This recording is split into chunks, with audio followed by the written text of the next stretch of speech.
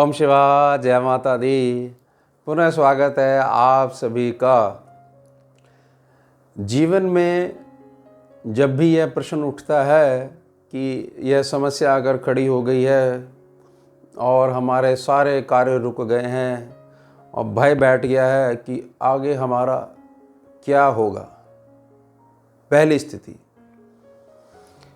दूसरी स्थिति समझिए कि ये समस्या आई है, देखते हैं कि अब ये क्या सिखा के जाएगी और अभी तक के जीवन में जो जो ईश्वर करा रहे हैं वो हमारे को लगातार निखार रहे हैं और हमारी जो आंतरिक शक्तियां हैं जिससे हम अनभिज्ञ थे, पता ही नहीं था हमारे को कि हमारे अंदर ये सारे टैलेंट और ये सारी शक्तियां छुप कर बैठी हुई हैं।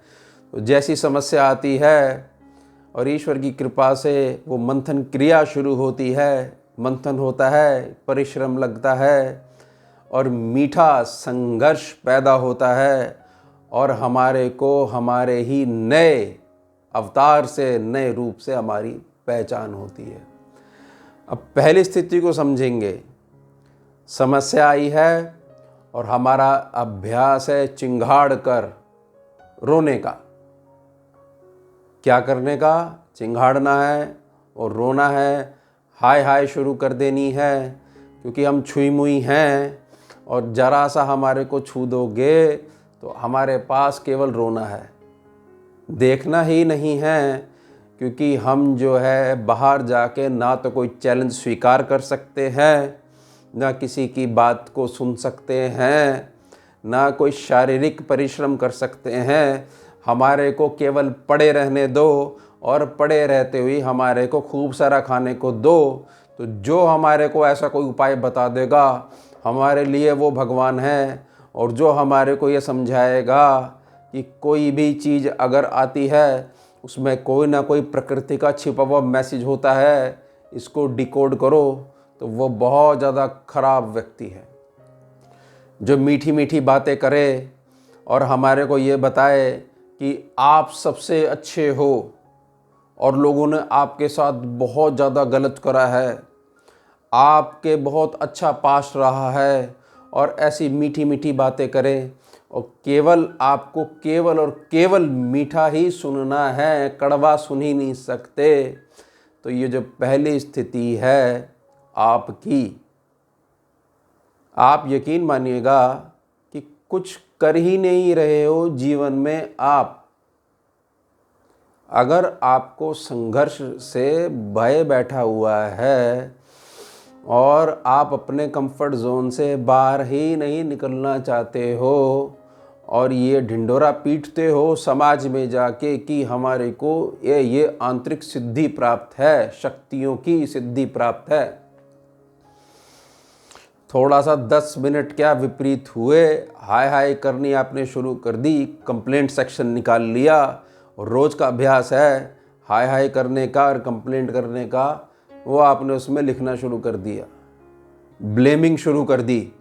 बिल्कुल भी स्वीकार नहीं करते हो कि जो भी परिस्थिति मेरे जीवन में आई है उसकी 100% जिम्मेदारी मैं स्वीकार करता हूँ।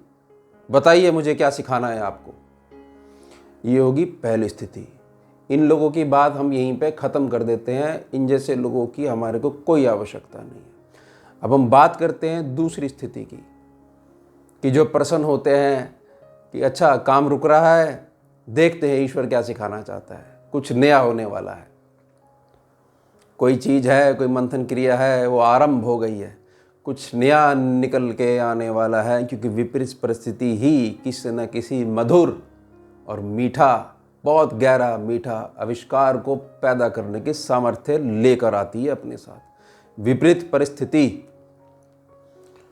बहुत ज़्यादा गर्मी पड़ेगी तभी ही आप विचार कर पाओगे कि ठंडक कैसे आएगी। बहुत ज़्यादा ठंडक पड़ रही है तो उस परिस्थिति में विचार आएगा कि गर्माहट कैसे बढ़ाई जाए। तो विपरीत परिस्थिति जब आएगी तो अपने साथ एक आविष्कार का बीज भी लेकर आएगी। और बीज जब लेकर आएगी विपरीत परिस्थिति, तो परिस्थिति बताइए शुभ हुई या अशुभ हुई? आपकी दृष्टि क्या है? आपका संस्कार क्या बना हुआ है, आपकी आदतें क्या है, तो वही आदतें आपके बीज को सामने ला के खड़ा कर देगी। और आपके पास जैसी खाद होगी, जैसा जल होगा और जैसी आपकी समझ होगी, जैसा आपका अनुभव होगा, उससे वही पेड़ बनाओगे। और वो पेड़ भी आपका, उस पर जो फल आएंगे वो भी आपके, खाने भी आपको पड़ेंगे, कोई दूसरा तो खाएगा नहीं। परिस्थिति भी आपकी, संघर्ष भी आपका, अनुभव भी आपका, और फसल भी आपकी तैयार हो गई है, आप ही काटोगे और आप ही खाओगे। तो जो लोग ये स्वीकार करते हैं कि वाह संघर्ष आ गया है, लगता है ईश्वर मुझे या मेरे गुरु तत्व मुझे और आगे बढ़ाना चाह रहे हैं, मुझे और ज़्यादा ऊंचा उठाना चाह रहे हैं, चलिए उनका स्मरण करते हुए इसमें लगते हैं। और कुछ समय पश्चात जो निकल के आएगा उससे उनका तो कल्याण होगा ही होगा, उनकी वाणी के द्वारा, उनके कार्यों के द्वारा जो उनसे छोटे हैं, या समाज है, या पूरा जो देश है, या पूरी जो सृष्टि है, वो लाभ पाएगी ही पाएगी। क्योंकि वो उनका आंतरिक जुड़ाव उसके साथ है जो सबके साथ अपने आप को जोड़ के रखता है, जिसके हाथ में आपकी श्वास की डोर है। वो तत्व है, उसको किसी भी रूप में आप स्वीकार कर सकते हो। आंतरिक शक्ति की जब बात आती है कि मेरे अंदर ये छुपे हुए गुण हैं, उनको निकालने के लिए जो गुरु यानी कि जो परिस्थिति आएगी वो हमेशा विपरीत ही आएगी। घर बैठे हुए सो रहे हो वहाँ पर नहीं आएगी। इस बात को बहुत अच्छे से समझ लीजिएगा। यानी कि अगर इसको बहुत अच्छे ढंग से विचार करोगे तो पता लगेगा कि जब जब जीवन में संघर्ष आना प्रारंभ हुआ है तो हमारे ने जो नियम बनाए हैं और संघर्ष को जो स्वीकारा है, उसके पश्चात संघर्ष के मध्य में यानी संघर्ष के अनाहत में जो बीज छुपा हुआ था, वो बीज हमने जो उसकी रोपाई करी है, रोपण करा है, और उससे देखिए कितने बड़े बड़े वृक्ष आज हमने लगा दिए हैं। और वृक्ष भी हमारे, और उस पर जो लगने वाले फल वो भी हमारे, और बड़े मीठे फल आते हैं संघर्ष से जो उत्पन्न जो बीज होता है। तो कभी भी आपने विपरीत परिस्थिति जो है उससे बिल्कुल भी यह नहीं रिश्ता बनाना है कि तुम कहाँ से आ गए भैया, बल्कि उसका वेलकम करना है, आइए अब आप मुझे और ऊंचा उठाना चाहते हैं इसलिए आप आए हैं। जो मैं पहले से चलता आ रहा हूँ, मेरा जो मार्ग है, पहले भी आपने मेरे मार्ग को बहुत ज़्यादा पक्का करा है, अब आपको ऐसा महसूस हुआ है कि मेरा जो बच्चा है इसको और अधिक मजबूत करना है, इसलिए आप पुनः लौट के आए हो। जितनी ज़्यादा परेशानियां आती रहेंगी उतना ज़्यादा आपका मजबूत एक्सपीरियंस बनेगा। ये जीवन है, ये कोई ऐसी स्थिति नहीं है कि एक बार जीवन में इतना काम करके हमें चैन से सोना है। पड़े रहने का नाम जीवन नहीं है, लगातार क्रियात्मक बने रहना, चलायमान बने रहने को ही जीवन कहा जाता है। जीवित होना, डेड बॉडी थोड़ी हो। तो जब जीवित हो, हर चीज़ एक्टिव है, तो आप क्यों नहीं एक्टिव होना चाहते हो? थोड़ा सा अपने आप पे काम करिए। आपके छिपे हुए टैलेंट को बाहर निकालने के लिए जो आएगा और उसको आप अपना शत्रु बनाओगे, फिर वो आपके पास आना छोड़ देगा। और जो उसका वेलकम करेगा कि मैं आपकी असल पहचान करने के लिए आया हूँ, मेरा नाम है अवसर, मेरे को पहचानिए, मैं शुभ अवसर बन सकता हूँ। अगर आपने मुझे सही तरीके से मेरी पहचान कर ली तो मैं मात्र एक अवसर से परम शुभता वाले अवसर में बदल जाऊंगा।